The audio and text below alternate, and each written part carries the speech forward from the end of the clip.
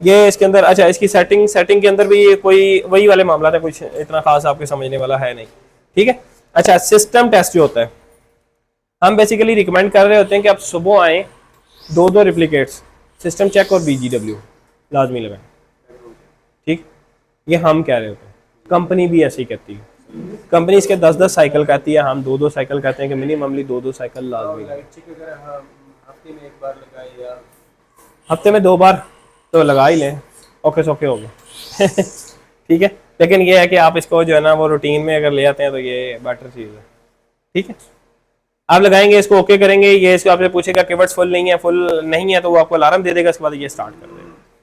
ठीक है, यहाँ पर अच्छा, इसके बाद हम आ जाते हैं सैंपल लगाना। आपको पता है कि यहाँ पे हमने रैक लोड करना है, उसको हम यहाँ से सिलेक्ट करेंगे।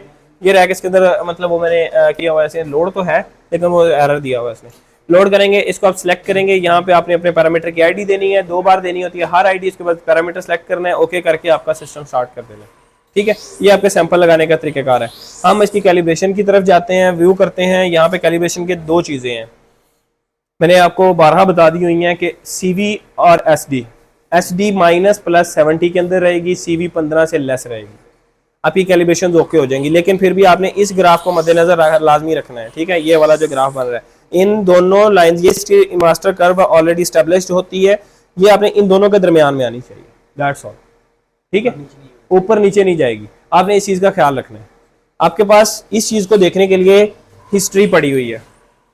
अब यहाँ पे जाते हैं, यहाँ पर आपकी ये हिस्ट्री पड़ी हुई है। ठीक है, आप इसके अंदर भी इस चीज़ को देख सकते हैं कि ये हमारा कितना डिफरेंस आ रहा है पहले वाली कैलिब्रेशन से अब वाली कैलिब्रेशन से। ये हमारा टेक्निकल माइंड है कि हम इसको कहाँ पे वैलिडेट करते हैं। ठीक है, आपको नहीं समझ आ रही, आप मुझे कॉल करेंगे, मैं आपको वैलिडेट करके दे दूंगा, कोई मसले वाली बात नहीं।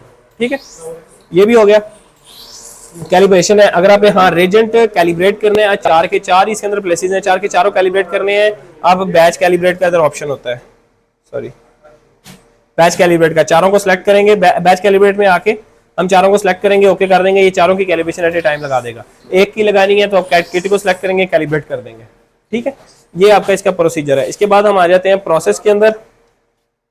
प्रोसेस के अंदर आपके लिए इनिशियलाइज का ऑप्शन होता है। हम आपका कोई एरर आता है, फॉर एग्जांपल मेरे से कोई एरर आया है या इरफान साहब से कोई एरर आ जाता है, ठीक है, वो इसको मैं आपको सेट करवा देता हूँ। इसके बाद आपने इनिशियलाइज करना होता है। इनिशियलाइज करने का मकसद है कि ये हर कंपोनेंट को हिला के, मूवेबल कंपोनेंट जितने में को हिला के देखेगी कि सारी positions okay, this is the purpose और कुछ भी नहीं है। ठीक है, आपने ये तब करना होता है इनिशियलाइज। ये भी आपके कोई काम की चीज ऑप्शन नहीं है। ठीक है, रीस्टार्ट करना है, रिटर्न ऐसे है, ये सारी चीजें आपके काम की वो नहीं है। इसके बाद हम आ जाते हैं, सॉरी, डेफिनेशन जो है वो as a technologist, as a technician, ये आप लोगों के काम की चीज है।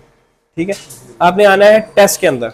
टेस्ट के अंदर अगर फॉर एग्जांपल आपने कोई यूनिट चेंज करना है, ये यूनिट है इंटरनेशनल NG/ml के अंदर दे रही है, आप उसको PG/ml में रिपोर्ट कर रहे हैं, आप उसका यहाँ पे आएंगे, सिलेक्ट करेंगे। फॉर एग्जांपल मैं इसे प्रोलैक्टिन ले लेता हूँ,